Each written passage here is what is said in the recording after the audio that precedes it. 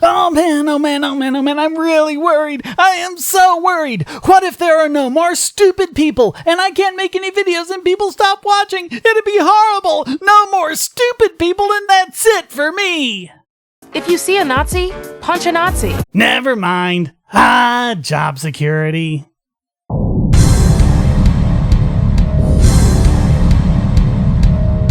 The internet has been abuzz the past few weeks about this video of famed white supremacist douchebag Richard Spencer getting punched and then proceeding to cry like a baby-ass wimp boy while being interviewed about his idiotic cartoon frog pen. Yeah, how dare he think he should get to not be punched when he's just standing there not hurting anyone? Who does he think he is? While many cheered, and many more remixed the video to hits from yesterday and today, some people took it upon themselves to write think piece after think piece about the ethics of Nazi punching. You mean anyone who graduated kindergarten and understands why it's wrong to hit people who are no threat to you? Look, I know that an intellectual's hierarchy of needs peaks at moral superiority, but give it a rest.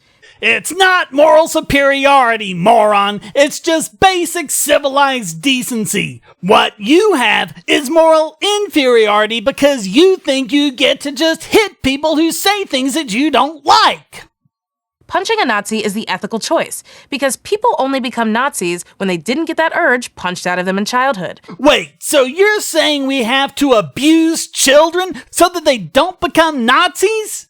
That's pretty fucked up right there. I know it's fun to do the mental gymnastics of deciding whether or not Plato or Socrates or Jaden Smith or whoever else in your Philosophy 101 text would agree with your logical conclusion that punching Nazis is bad because violence is not the answer. That's not how we come to that conclusion. Do you not actually know any philosophy? Maybe you'd better read up on it before mouthing off about it. But if you were to do that, you'd actually be informed and wouldn't be able to make stupid videos like this one.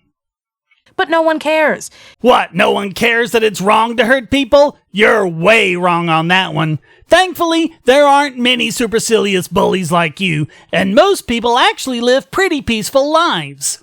We find ways of dealing with people we don't agree with without resorting to violence, like engaging them in discussion or even just ignoring them entirely. You are under no obligation to hear a Nazi out. Moron! Hitting a Nazi or hearing him out are not the only two possible courses of action. What are you, 4? But Akilah, what if they aren't actually Nazis? Anyone who thinks Hitler had mostly good ideas and argues that there was any silver lining to the tragic, unimaginable horrors done unto Jews during the Holocaust can catch these hands. Okay, let's look at some of these ideas which we're not supposed to think are mostly good. Public works programs, nationalized labor unions, state-sponsored childcare, universal health care, gun control, and minimum wage. But Lord Killian, those had nothing to do with his eugenics policies. Au contraire, derriere. Progressive policies were born out of the eugenics movements. Progressivism is applied eugenics. Don't believe me? Let's look at one beloved policy of the regressive left. Minimum wage. See, even 100 years ago, it was known that minimum wage destroyed jobs for those on the lowest rungs of the employment ladder.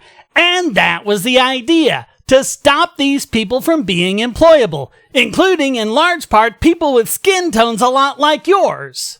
Frank William Taussig was an economist who was one of the most prominent progressives of his time and an advisor to Woodrow Wilson. And like the other progressives of his era, he was openly for the forced sterilization of undesirable races and classes. However, he recognized that, since there weren't that many progressives in power, they couldn't effectively implement such a policy, so he advocated for policies like minimum wage instead. Here's what he said on pages 300 to 301 of Volume 2 of his textbook, Principles of Economics. It would be impossible to compel employers to pay the minimum to those whose services were not worth it. But it is a fair question whether it is not a merit in the proposal rather than a deficit. We have not reached the stage where we can proceed to chloroform them once and for all, but at least they can be segregated, shut up in refuges and asylums, and prevented from propagating their kind. The opinion of civilized mankind is rapidly moving to the conclusion that so far at least we may apply the principles of eugenics and thus dispose of what is the simplest phase of the problem. Remember, Akilah, he's talking about, in large part, people with a shade of skin like yours. What are the possibilities of employing at the prescribed wages all the healthy able-bodied who apply? The persons affected by such legislation would be those in the lowest economic and social group. All those whose additional product would so depress prices that the minimum could no longer be paid by employers would have to go without employment. It might be practicable to prevent employers from paying anyone less than the minimum, though the power of law must be very strong indeed and very rigidly exercised in order to prevent the making of bargains which are welcome to both bargainers.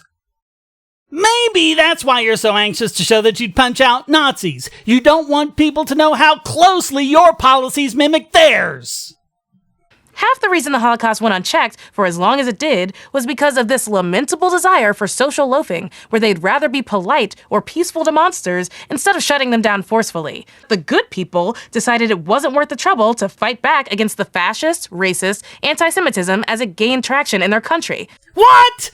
Where are you getting that crap from? I just showed how these ideas were accepted among the intellectual elite, progressives in particular, the opinion of civilized mankind, remember? Also, you know the kind of thing you're talking about? About how we should punch Nazis because we don't like what they say? And in particular, the riots of the kind that Spencer got punched as part of? Well, if you want to read some actual history, look up this thing called Kristallnacht. This was a wave of violence and riots that many German people took against people who said things they didn't like. In that case, Jews. So you're advocating for the very same kind of violence that was behind Kristallnacht. And for the very same reasons, identity politics to marginalize people with a political position that you don't like. What made Nazism bad was not the particular groups they were going against, but the fact that they were scapegoating them and using violence to silence them, exactly as you're promoting here. Your perspective comes from a time after World War II, when the activities of the Nazis became reviled throughout the world, and progressives had to give up their support of eugenics. They didn't give up the eugenics programs, mind you. We still have minimum wage and welfare and government-supported labor unions and all of that. They just changed the rhetoric. Now, somehow, these policies, which haven't changed one whit since they were proposed by the eugenicists, are mysteriously now supposed to be helping the very populations of people they were designed to exterminate. People, I have to say it again, who have a similar mix of eumelanin in their skins to what you have, Akilah. Well, guess what? It's not 1940 anymore. Exactly! It's not 1940 anymore, and so we should know that the activity you're defending is primitive and wrong-headed. Sadly, it's not 1946 anymore either, because if it were, sensible people would easily see you for what you are. We won't sit back quietly while you Heil Hitler with your pathetic Nazi youth haircut. No, you'll engage in actual violence against someone who is doing nothing more than simply talking. Let me clue you in on a little thing called the Streisand effect. Here's how it goes. You try to ban something or call for violence to be used against it, and it becomes more prominent, and more people become aware of it. I never would have even heard of Richard Spencer if it hadn't been for you morons punching him and cheering about it. And if he is a Nazi like you say, which is assuming facts very much not in evidence, because one thing that's perennially missing from these videos is actual quotes from Spencer himself saying he's a Nazi and Hitler was great and things like that, but whatever. I'll assume for the sake of this video, he's everything you say he is. That being the case, the last thing you should want is to get his name out there and send people to his speeches or videos or whatever he does to hear more of what he has to say. But then, like we've seen, you were the one advocating Nazi policies and tactics. So I guess that means that people are now justified in hitting you out of the blue. Heil fucking Hitler, Akilah!